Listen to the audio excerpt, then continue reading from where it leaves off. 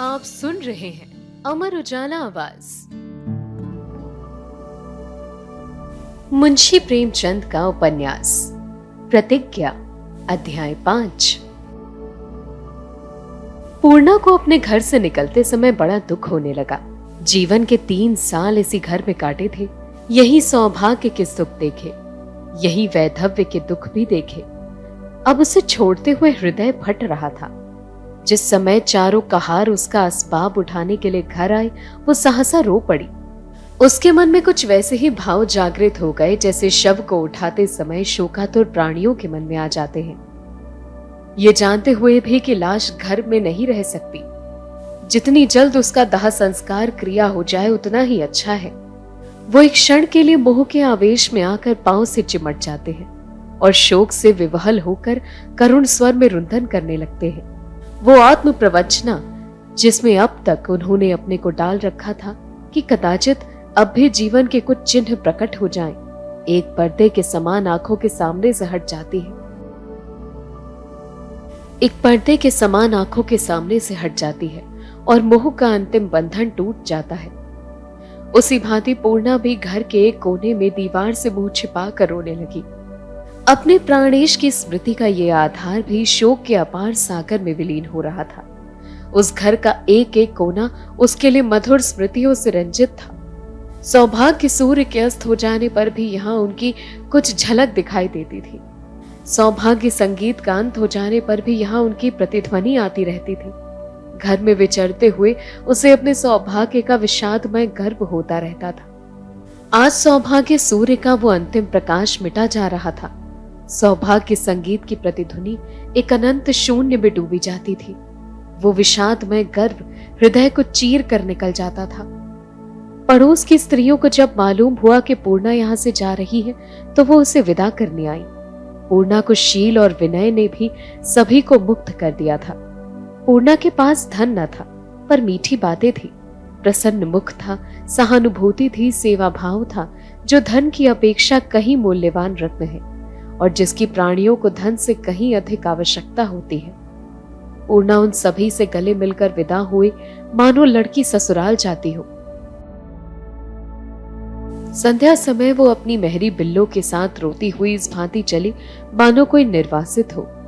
पीछे फिर फिर कर अपने प्यारे घर को देखती जाती थी, मानो उसका हृदय वही रह गया हो। प्रेमा अपने द्वार पर खड़ी उसकी बाट देख रही थी।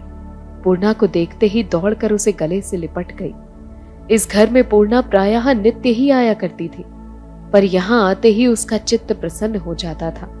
आमोद प्रमोद में समय कट जाता था, पर आज इस घर में कदम रखते उसको संकोच में ग्लानि हो रही थी। शायद वो पछता रही थी कि व्यर्थ ही आ गई। प्रेमा के गले मिलकर भी उसका चित्त प्रसन्न नहीं हुआ। तब वो सखी भाव से आती थी, आज वो आश्रिता बनकर आई थी। तब उसका आना साधारण बात थी, उसका विशेष आदर सम्मान न होता था। लोग उसका स्वागत करने को न दौड़ते थे। आज उसके आते ही देवकी भंडार का द्वार खुला छोड़कर निकल आई। सुमित्रा अपने बाल गुथवा रही थी, अधगुधी चोटी लेकर निकल आई। मेहरियां अपने अपने काम छोड़कर निकल आई। कमला प्रसाद तो पहले से ही आंगन में खड़े थे। लाला बद्री प्रसाद संध्या करने जा रहे थे, उसे स्थगित करके आंगन में आ पहुंचे। ये समारोह देखकर पूर्णा का हृदय विदीर्ण हुआ जाता था। ये स्वागत सम्मान का सूचक नहीं, दया का सूचक था। देवकी को सुमित्रा की कोई बात न भाती थी। उसका हंसना, बोलना, चलना फिरना, उठना बैठना, पहनना ओढ़ना सभी उन्हें फूहड़पन की चरम सीमा का अतिक्रमण करता हुआ जान पड़ता था और वो नित्य इतनी प्रचंड आलोचना करती रहती थी। उसकी आलोचना में प्रेम और सद्भाव का आधिक्य था, ना दोष का। इसका निर्णय करना कठिन था। सुमित्रा तो द्वेष ही समझती थी, इसीलिए वो उन्हें और भी चिढ़ाती रहती थी। देवकी सवेरे उठने का उपदेश करती थी, सुमित्रा पहर दिन चढ़ते उठती थी। देवकी घूंघट निकालने को कहती थी, सुमित्रा इसके जवाब में आधा सिर खुला रखती थी। देवकी महरियों से अलग रहने की शिक्षा देती थी, सुमित्रा महरियों से हंसी दिल लगी करती थी। सुमित्रा को पूर्णा का यहाँ आना अच्छा नहीं लग रहा है, ये उससे छिपा न रह सका। पहले ही से उसे पति के इस प्रस्ताव पर नाक सिकोड़ी थी, पर यह जानते हुए कि इनके मन में जो इच्छा है उसे ये पूरा ही करके छोड़ेंगे उसने विरोध करके अपयश लेना उचित न समझा था। सुमित्रा सास के मन के भाव को ताड़ रही थी और ये भी जानती थी कि पूर्णा ही अवश्य ताड़ रही है, इसीलिए पूर्णा के प्रति उसके मन में स्नेह और सहानुभूति उत्पन्न हो गई। अब तक देवकी पूर्णा को आदर्श गृहिणी कहकर बखान करती रहती थी, उसको दिखाकर सुमित्रा को लज्जित करना चाहती थी, इसीलिए सुमित्रा पूर्णा से जलती थी। आज देवकी के मन में वो भाव न था, इसीलिए सुमित्रा के मन में भी वो भाव न रहा। पूर्णा आज बहुत देर तक प्रेमा के पास न बैठी, चित्त बहुत उदास था। आज उसे अपनी दशा की हीनता का यथार्थ ज्ञान हुआ था। इतनी जल्दी उसकी दशा क्या से क्या हो गई थी, वो आज उसकी समझ में आ रहा था। ये घर उसके खपरेल वाले घर से कहीं सुंदर था।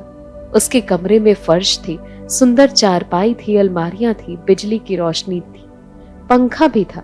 पर इस समय बिजली का प्रकाश उसकी आंखों में चुभ रहा था और पंखे की हवा देह को ज्वाला की भांति झुलसा रही थी। प्रेमा के बहुत आग्रह करने पर भी आज वो कुछ भोजन न कर सकी। आकर अपने कमरे में चारपाई पर लेट गई और रोती रही। विधि उसके साथ कैसी क्रीड़ा कर रही थी।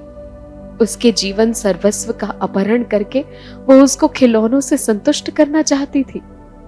उसकी दोनों आंखें फोड़कर उसे सुरम में उपवन की शोभा दिखा रही थी।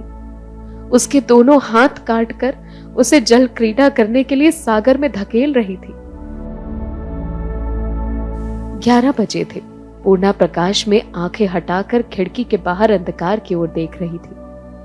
उस गहरे अंधेरे में उसे कितने सुंदर दृश्य दिखाई दे रहे थे। वही अपना खपरेल का घर था, वही पुरानी खाट थी, वही छोटा सा आंगन था और उसके पतिदेव दफ्तर से आकर उसकी ओर साहस मुख और सप्रेम नेत्रों से ताकते हुए जेब से कोई चीज निकाल कर उसे दिखाते और फिर छिपा लेते थे। वो बैठी पान लगा रही थी, झपट कर उठी और पति के दोनों हाथ पकड़कर बोली, दिखा दो क्या है। पति ने मुट्ठी बंद कर ली।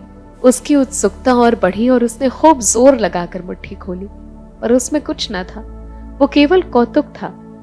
उस कौतुक, उस क्रीड़ा में उसे अपने जीवन की व्याख्या छिपी हुई मालूम होती थी। सहसा सुमित्रा ने आकर पूछा, अरे तुम तो यहाँ खिड़की के सामने खड़ी हो, मैंने समझा था तुम्हें नींद आ गई होगी। पूर्णा ने आंसू पोंछ डाले और आवाज संभाल कर बोली, ये तो तुम झूठ कहती हो बहन, ये सोचती तो तुम आती क्यों। सुमित्रा ने चारपाई पर बैठते हुए कहा, सोचा तो यही था सच कहती हूं, पर न जाने क्यों चली आई। शायद तुम्हें सोते देख कर लौट जाने के लिए आई थी। सच कहती हूं, अब लेटो ना, रात तो बहुत हो गई है। पूर्णा ने कुछ आशंकित होकर पूछा, तुम अब तक कैसे जाग रही हो। सुमित्रा बोली, सारे दिन सोया जो करती हूं। पूर्णा बोली, तो क्यों सोती हो सारे दिन। यही रात को जागने के लिए। सुमित्रा हंसने लगी। एक क्षण में सहसा उसका मुख गंभीर हो गया। बोली, अपने माता पिता की धन लिप्सा का प्रायश्चित कर रही हूं बहन, और क्या। ये कहते कहते उसकी आंखें सजल हो गईं। पूर्णा ये वाक्य सुनकर चकित हो गई। इस जीवन के मधुर संगीत में ये कर्कश स्वर क्यों। सुमित्रा किसी अंतर्वेदना से विकल होकर बोली, तुम देख लेना बहन, एक दिन ये महल ढह जाएगा। यही अभिशाप मेरे मुंह से बार बार निकलता है। पूर्णा ने विस्मित होकर कहा, ऐसा क्यों कहती हो तुम। फिर उसे एक बात याद हो गई। पूछा, क्या अभी भैया जी नहीं आए। सुमित्रा द्वार की ओर भयभीत नेत्रों से देखती हुई बोली, अभी नहीं, 12 ही तो बजे हैं, इतनी जल्दी क्यों आएंगे। न 1 न 2 न 3, मेरा विवाह तो इस महल से हुआ है। लाला बद्री प्रसाद की बहू हूं, इससे बड़े सुख की कल्पना कौन कर सकता है। भगवान ने किस लिए मुझे जन्म दिया समझ में नहीं आता। इस घर में मेरा कोई अपना नहीं है बहन, मैं जबरदस्ती पड़ी हुई हूं। मेरे मरने जीने की किसी को परवाह नहीं। तुमसे यही प्रार्थना है कि मुझ पर दया रखना। टूटे हुए तारों से मीठे स्वर नहीं निकलते। तुमसे न जाने क्या क्या कहूंगी। किसी को कह ना देना कि कोई भी विपत्ति में पड़ जाऊं। हम दोनों दुखियां हैं। तुम्हारे हृदय में सुखद स्मृतियां हैं, मेरे में वो भी नहीं है। मैंने सुख देखा ही नहीं और ना देखने की आशा रखती हूं। पूर्णा ने एक लंबी सांस खींचकर कहा, मेरे भाग्य से अपने भाग्य की तुलना न करो बहन। पराश्रय से बड़ी विपत्ति दुर्भाग्य के कोष में नहीं है। सुमित्रा सूखी हंसी हंसकर बोली, वो विपत्ति क्या मेरे सिर नहीं है बहन। अगर मुझे कहीं आश्रय होता तो इस घर में एक क्षण भी न रहती। सैकड़ों बार माता पिता को लिख चुकी हूं कि मुझे बुला लो, मैं आजीवन तुम्हारे चरणों में पड़ी रहूंगी, पर उन्होंने भी मेरी ओर अपना हृदय कठोर कर लिया है। जवाब में उपदेशों का एक पोथा लगा हुआ देते हैं जिसे मैं कभी नहीं पढ़ती। इस घर में एक ससुर जी हैं जिन्हें ईश्वर ने हृदय दिया है और सबके सब पाषाण हैं। मैं तुमसे सच कहती हूँ बहन, मुझे इसका कतई दुख नहीं है कि ये महाशय इतनी रात गए क्यों आते हैं, या उनका मन और किसी और अटका हुआ है। अगर आज मुझे मालूम भी हो जाए कि ये किसी रमणी पर लट्टू हो गए तो मेरा आधा कलेश मिट जाए। मैं भूसरों से धौल बजाऊं। मुझे तो वो रोना है कि इनके हृदय नहीं, हृदय की जगह स्वार्थ का एक रोड़ा रखा हुआ है। ना पुस्तकों से प्रेम, ना संगीत से प्रेम, ना विनोद से प्रेम। प्रेम है तो बस पैसे से। मुझे तो विश्वास नहीं कि इन्हें सिनेमा में आनंद आता हो। वहां भी कोई ना कोई स्वार्थ ही है। लेन देन, सवाए डेढ़े, घाटे नफे में इनके प्राण बसते हैं और मुझे इन बातों से घृणा है। कमरे में आते हैं तो पहली बात जो उनके मुंह से निकलती है वो ये कि अभी तक बत्ती क्यों नहीं बुझाई। वो देखो सवारी आ गई। घंटे 2 घंटे किफायत का उपदेश सुनना पड़ेगा। यूं मैं धन को तुच्छ नहीं समझती। संचय करना अच्छी बात होती है, पर यह क्या कि आदमी धन का दास ही हो जाए। केवल इन्हें चिढ़ाने के लिए कुछ ना कुछ फिजूल खर्च किया करती हूँ। मजा तो यह है कि इन्हें अपने ही पैसों की अखर नहीं होती। मैं अपने पास से भी कुछ नहीं खर्चा कर सकती। पिताजी महीने में 40-50 रुपए भेज देते हैं। इस घर में तो कानी कोड़ी भी ना मिले। मेरी जो इच्छा होती है करती हूँ, वो भी आपसे नहीं देखा जाता। इस पर भी कई बार तकरार हो चुकी है। सोने लगना तो बत्ती बुझा देना बहन, मैं जाती हूँ। सुमित्रा चली गई।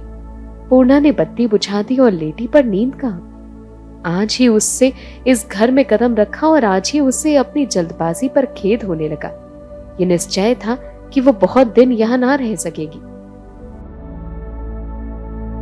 आज के लिए कहानी में इतना ही। मिलेंगे आपसे कहानी के अगले भाग में।